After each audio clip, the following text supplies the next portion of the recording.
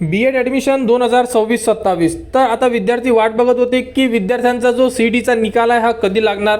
तर विद्यार्थ्यांसाठी आता एक नोटीस जी आहे ही साईडवर उपलब्ध झालेली आहे. कारण या अगोदर जी ॲन्सर की आलेली होती, प्रोव्हिजनल ॲन्सर की, त्यामध्ये विद्यार्थ्यांना ऑब्जेक्शन घ्यायला सांगितलेलं होतं की तुम्ही जर तुम्हाला वाटत आहे की कोणता क्वेश्चन चुकलेला आहे किंवा मार्क्स मिळाले नाही आहे, या प्रकारे जर काही अडचण असेल तर तुम्ही ऑब्जेक्शन घेऊ शकता. तर बघू शकता 3 नंबरची नोटीस आहे आणि यामध्ये संपूर्ण डिटेल्ससुद्धा दिलेली आहे.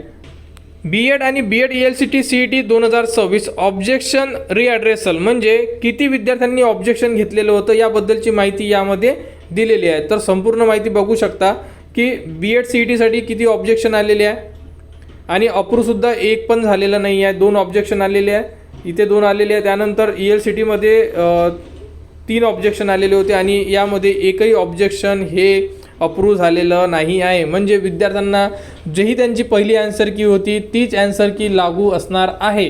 कारण की यामध्ये जर काही ऑब्जेक्शन अप्रूव्ह झाले असते तर तुम्हाला त्या क्वेश्चनचे मार्क्स पूर्ण मिळू शकले असते, परंतु यामध्ये कोणतेही ऑब्जेक्शन हे अप्रूव्ह झालेले नाही आहे.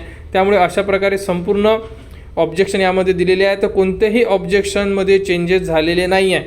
तर आता ऑब्जेक्शन ट्रॅकर ही जी प्रोसेस आहे ही संपलेली आहे. कारण की आपण ऑलरेडी सांगितलेलं होतं, पहिलं ऑप्शन होतं की प्रोव्हिजनल मेरिट लिस्ट लागेल, दुसरं ऑब्जेक्शन घेण्यात येणार ज्याही विद्यार्थ्यांना ऑब्जेक्शन घ्यायचे आहे, त्यानंतर ऑब्जेक्शन सॉल्व झाल्यानंतर तुमची फायनल ॲन्सर की.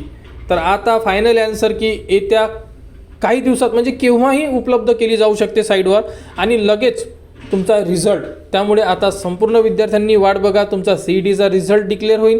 रिझल्ट लागल्याबरोबर तुमची कॅप राऊंडची प्रोसेस सुरू होणार आहे. तर अशाबद्दल ही एक अपडेट असेल. फॉर्म भरण्याचे व्हिडिओ, डॉक्युमेंट्सचे व्हिडिओ, संपूर्ण अपडेटेड व्हिडिओ तुम्हाला आपल्या चॅनलवर वेळोवेळी देण्यात येणार. ऑब्जेक्शन ट्रॅकरमध्ये विद्यार्थ्यांना काही करायचं नाही आहे. फक्त यामध्ये कोणतेही ऑब्जेक्शन हे अप्रूव्ह झालेले नाही आहे हेच विद्यार्थ्यांना सांगायचं होतं, ज्यांनी ऑब्जेक्शन घेतलेले असेल त्यांना. आता तुमची फायनल ॲन्सर की येणार आणि फायनल ॲन्सर की लगेच तुमच्या जे स्कोर कार्ड आहे हे उपलब्ध केले जाणार आणि त्यानंतर कॅप राऊंड. ठीक आहे. कोणाला काही अडचण असेल, डॉक्युमेंट्समध्ये काही अडचण असेल, तुम्ही कमेंट्स करा. कमेंट्सवर तुम्हाला संपूर्ण माहिती दिली जाणार आणि B.Ed ॲडमिशन 2026-27 बद्दल जी पुढील अपडेट येईल ती तुम्हाला आपल्या चॅनलवर देण्यात येणार. त्यासाठी आपल्या चॅनलच्या कनेक्टमध्ये राहा, चॅनलला सबस्क्राईब करा व हा व्हिडिओ इतरांपर्यंत शेअर करा.